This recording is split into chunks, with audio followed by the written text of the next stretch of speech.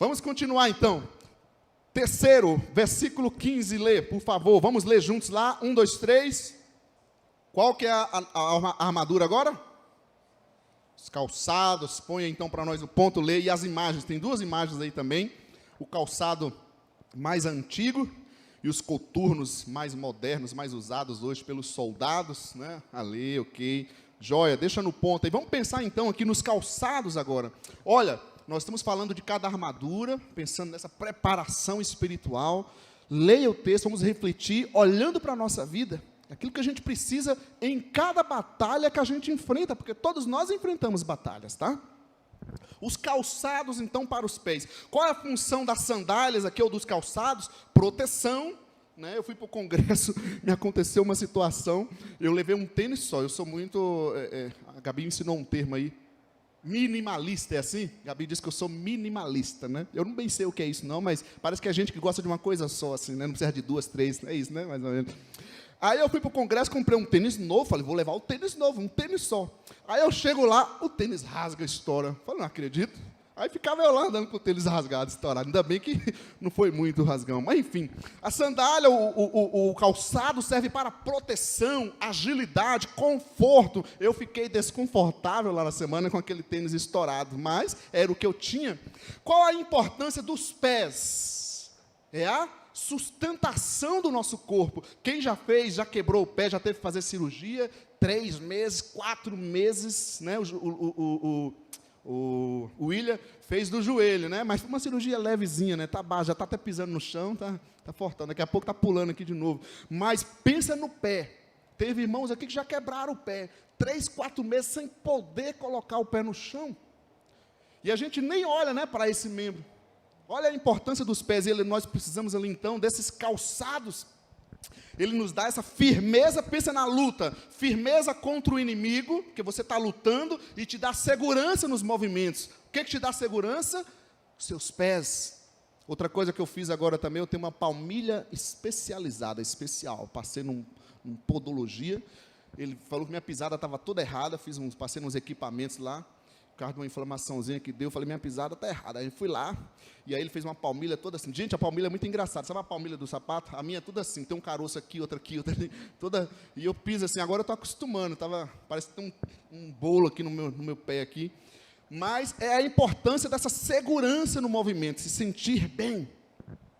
Agora, esse calçado para os pés, segundo o texto, diz o calçar com a prontidão do Evangelho. Que prontidão é essa? O que significa isso? É estar preparado com o Evangelho, estar pronto. Calçar, olha a comparação que ele faz agora com o calçado. A gente viu a comparação com a couraça da justiça, que é a santificação, correto? E o calçado, qual que é o calçado? É a preparação no Evangelho, é estar capacitado no Evangelho. E essa preparação é ter conhecimento, dependência, vivência do Evangelho. E qual que é o Evangelho que o texto diz? O Evangelho da paz. E eu acho interessante isso, a gente compara com o mundo que a gente vive, né? Nossa função é paz. É a paz que nós recebemos do Senhor, é a paz que nós levamos aos outros. Ok, gente? Então, qual que é o calçado que nós precisamos colocar nos nossos pés? Estar preparados e vivendo o Evangelho. Então, se eu não estou preparado e vivendo o Evangelho, você está andando descalço, lutando descalço.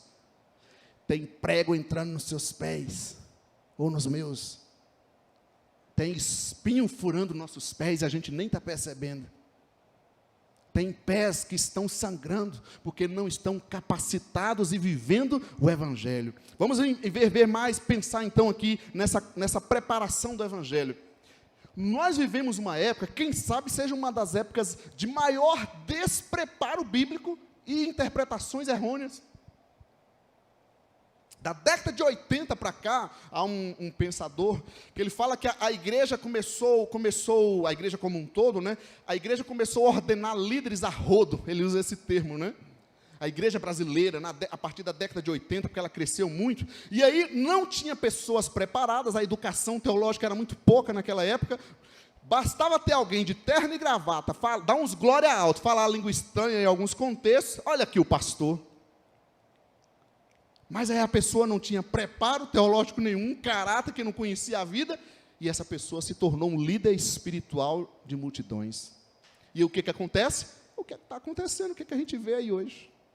É uma época de despreparo bíblico, de interpretações errôneas, líderes sem formação espiritual, teológica. Vai ensinar o quê, gente? Pensando, olhando para os líderes, cobrando de nós mesmos, a começar de nós. Exemplo, teve um pastor, chamado de pastor, outro dia eu estava conversando com uma pessoa no aniversário, e ele falando de evangelho, de igreja, eu percebi qual o contexto que ele estava citando. Né? Então eu comecei a citar alguns exemplos para ele. Pensa bem, teve um pastor chamado Oséias, não sei se vocês viram isso no YouTube. Ele pegou aquele texto lá de Oséias, do profeta Oséias, que diz, vai, toma uma mulher adúltera, e ele leu e aplicou para a igreja, vai, toma a mulher e adultera. E aí, a igrejinha dele, a prática espiritual, olha o discipulado cristão, Jô, adulterar com a mulher da igreja. E isso é em nome de Deus. Me ajuda. E ainda tem gente que segue. Não, e para não citar outras coisas. E o tal do sacrifício, que é uma moda agora. E até, quem sabe, você, muitos de nós, trazemos essa visão, que a gente oferta para comprar a bênção. Gente querida, povo de Deus, contribuição, dízimo, oferta, está na Bíblia, mas nós não compramos nada de Deus, nós não pagamos bênção nenhuma. Deus nos abençoa, porque Ele é misericordioso, Ele é bom, Ele é nosso ajudador. Nós ofertamos e servimos, porque nós somos gratos e queremos ser generosos na sua obra, investir na sua obra. Mas aí você vai nos contextos, pessoas, e eu já lidei com muitos casos assim, a gente não pode citar muitos exemplos. A pessoa tem coragem de sair da sua cidade para ir em outra cidade, para ver um fulano de tal, e estipula inclusive o valor, né, da oferta, que a Bíblia não tem valor também, da oferta. 10 mil reais para ir lá, para a pessoa orar por ela. E a pessoa vai. E aí ela volta, e a cura que ela pedia não aconteceu. Ela pagou 10 mil reais, foi roubada, e ela continuou passando na luta, porque o ente querido morreu. E aí a pessoa fica pirada, sem entender. Mas entender o quê? Isso não é evangelho de Jesus, isso não tem nada a ver com o evangelho de Jesus Cristo. Isso é outra coisa. Eu não vou dar muitos exemplos para a gente não prolongar, mas é uma época de despreparo. Você vê calçado com a prontidão do evangelho.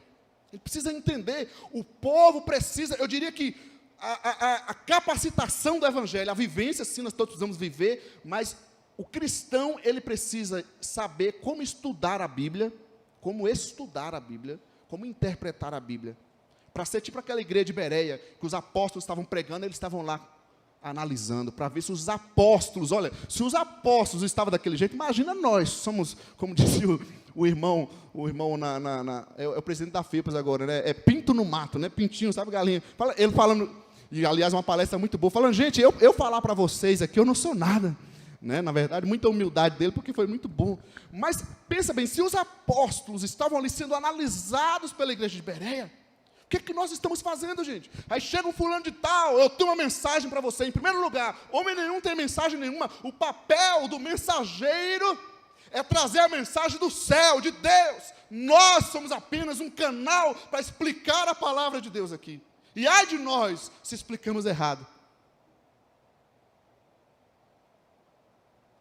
Então se capacite na palavra. Aprenda a discernir, olhar as mensagens, as músicas que ouve. E o evangelho que eu vivo também, não adianta olhar, estou pensando nas duas coisas. Se eu estou de fato vivendo esse evangelho, essa palavra. Amém, gente? É uma época importante. Precisamos estar atentos. Temos muita coisa, gente falando para todo lado. Outro tempo, um casal, uma pessoa da igreja me procurou para perguntar sobre um fulano de tal. O cara tinha não sei quantos mil seguidores, uma igreja não sei que tamanho, e em 4, 5 minutos falou um monte de asneira, um monte de heresia contra a palavra de Deus. E de alguma forma, era uma pessoa influente na vida daquela pessoa. Eu vi que eles ficaram influenciados com aquilo e até abalados com aquilo. O que a gente precisa fazer? Saber.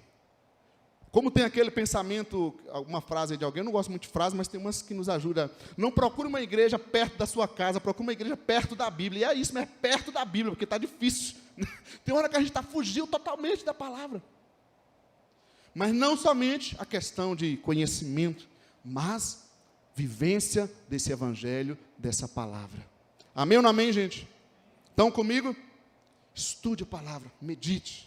Não vamos nos capacitar. Então, ser preparado no evangelho e viver o evangelho são os nossos calçados. A hora que você botar o seu tênis, seu sapato, sua sandália bonita, mulher, aquele escarpão, é assim, né? Você comprou, salto alto, bonitão, pagou lá R$300 ou até mais, né?